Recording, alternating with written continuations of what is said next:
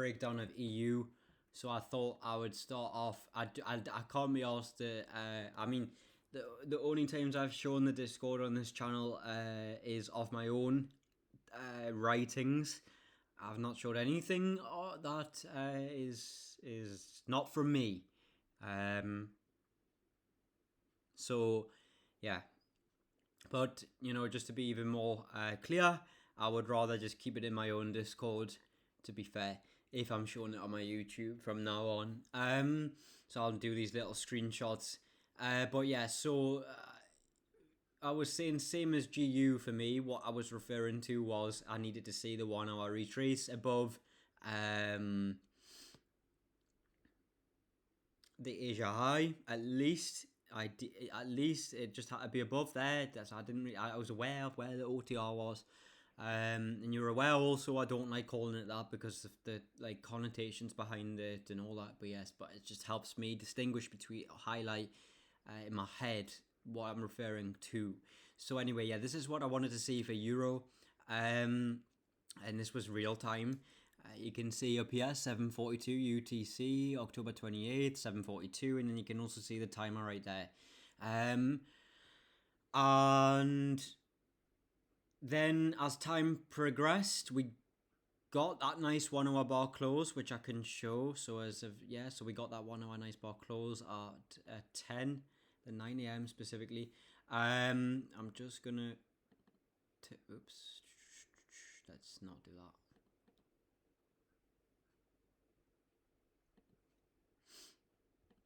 Yeah, so we got the nice 1 hour bar close at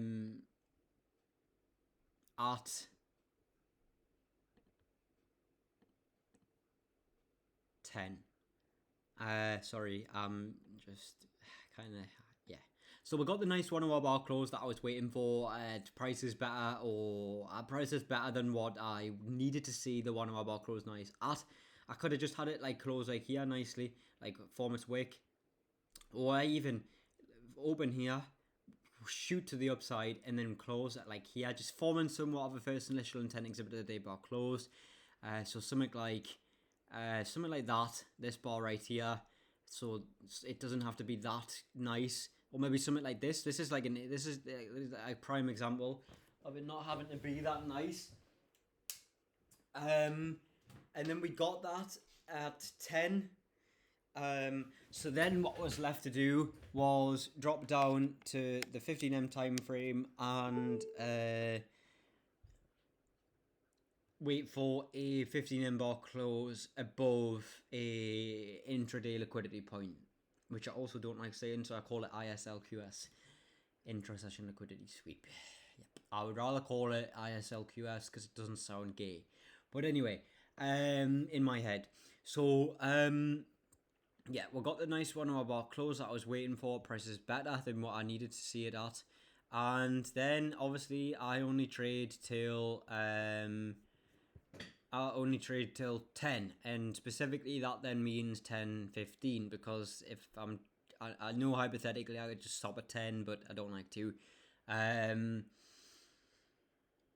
In my case, stopping at 10 means you stop at basically 10:15 max. So and today was one of them cases. So I got asked, "Are you taking a sell, or taking a sell?" Question mark. And I said no. I stop at 10, specifically 10:15 when the 10 a.m. 15M bar closes, and I needed to see either one of those bars to close nicely. As the nice 1 bar close, I needed to see close at 10. So what that means is I only had available either the most recent 15M bar close as of the bar that confirmed what I needed to see relative to the 1 hour. Closed nicely, it didn't. And then obviously you've got the 10 a.m. bar close, which is your nice 1 hour bar, which must close sufficiently bearish. And then that's a make bar close. So something like this. This would be just okay. Yeah.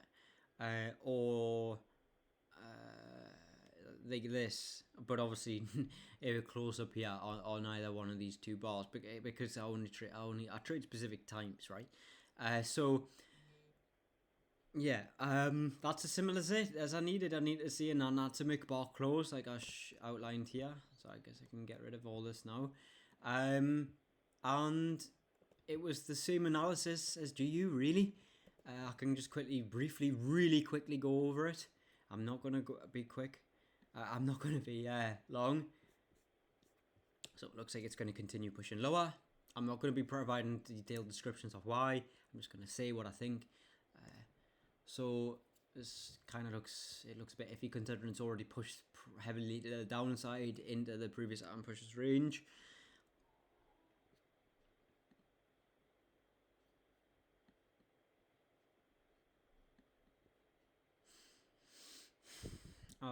As of the 2-week bar close, it looks good to keep pushing lower. Weekly.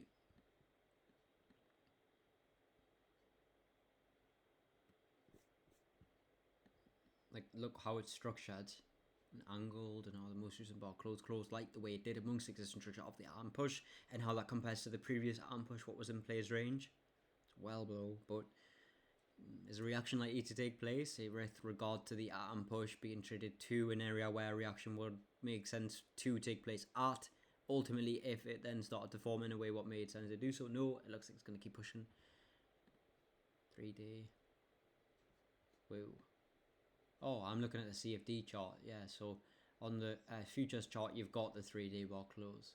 But anyway, yeah, so this is more closer to being done, to be fair. So yeah,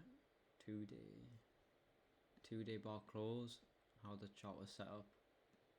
Yeah, it looks kind of good for higher, to be fair. Daily looks good to push lower. 12-hour. As of the most recent bar close prior to the bar, what encapsulates the given day's trading period, how it was set up. As of the most recent push, what was in play. It's just came off being done pushing, but it's like more of a heavier. I know that's probably not a word. It's more of a heavier convicted case of that and push being done based on how the bar closed the way it did. It's like to just form its wick and keep pushing lower. The reason why I say it's likely to just form its wick is because it's already really low, like it's really overextended overall relative to the 12-hour, which therefore on higher time frames would be, as seen as it's an overall 12-hour relative to higher time frames, that would be the Artan push, which we see relative to the 3-day chart perspective, that is the case. So it is likely to primarily push lower, but because of how low it is, it would make sense for buyers to potentially take hold to some degree and then drive it lower. 9-hour. Based on how next step higher time frames were set up, looks good to keep pushing lower. Yeah. Non-sufficient structure arm push. Sufficient price coverage per bar. Where's this push structured the way look how impulsive it is to the downside and how non-sufficient kind of quantity it is compared to the previous arm push range. Remember how the 12-hour set up, meanwhile. Looks like it's going to keep pushing lower.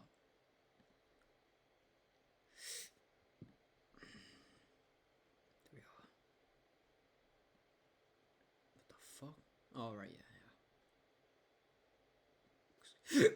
Jeez. It was good to keep pushing lower. How the 4-hour chart perspective set up whilst higher time frames are set up the way, also assessing the way the initial time frame chart perspective set up whilst next up higher time frames are set up the way they are, would suggest that it's likely to keep pushing lower based on its angle. Non-sufficient candle quantity, sufficient candle quality. Sorry, 3-hour. Okay, yeah. So this is signaling some signs that we would want to see the 1-hour definitely set up nice. If you look, even relative to the 3-hour, we're trading right at the very lows of an already pushed push relative to the 3-hour.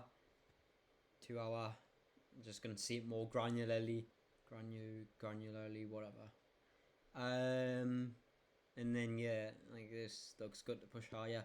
So you would definitely want to see the 1-hour chart perspective set up right, and how that would be is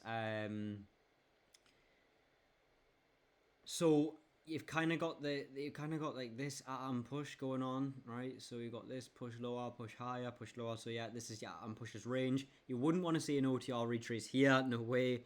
You would want to see either minimum a push above here, then a nice 1 hour close, or just basically better than this price right here. So for shorts, so the same or better. So just a bit above or better regarding shorts. So like just a bit above or just anything up here. And anyway, as a 7 in the morning, which would be this bar close, looked like it was going to keep pushing higher and gun for here.